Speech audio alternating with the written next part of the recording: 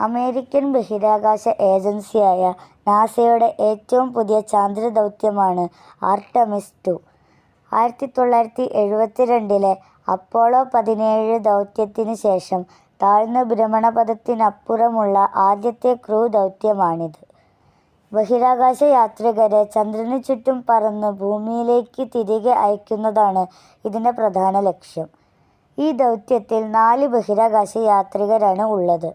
NASA ബഹിരാകാശ യാത്രികരായ Reid Wiseman, Victor Glover, Christina Koch എന്നിവരും കനേഡിയൻ സ്പേസ് ഏജൻസി ബഹിരാകാശ യാത്രികൻ ജെറമി ഹാൻസനും ഉൾപ്പെടുന്നു.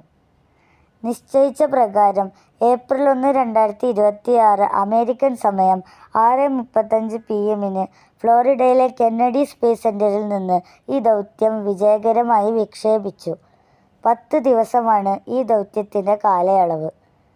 ഭാവിയിൽ ചാന്ദ്ര ലാൻഡിംഗ് നടത്തുന്നതിന് മുമ്പ് ഓറിയോൺ ബഹിരാകാശ പേടക സംവിധാനങ്ങൾ പരീക്ഷിക്കുന്നതിനാണ് ഈ ദൗത്യം ലക്ഷ്യമിടുന്നത്. ആർടെമിസ് 2 വിക്ഷേപിച്ചതോടെ ഈ ദൗത്യത്തിലുള്ള 4 പേർ 1972 ശേഷം ചന്ദ്രനിലേക്ക് യാത്ര ചെയ്യുന്ന ആദ്യത്തെ മനുഷ്യരായി.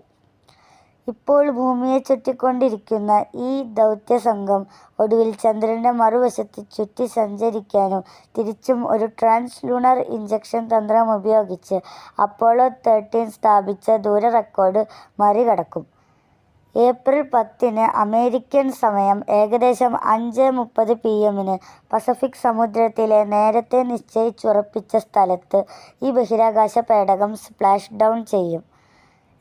2028 നാസ മനുഷ്യരെ ചന്ദ്രനിൽ ലാൻഡ് ചെയ്യുന്നതിനുള്ള പ്രൊജക്റ്റ് തയ്യാറാക്കുന്നത്.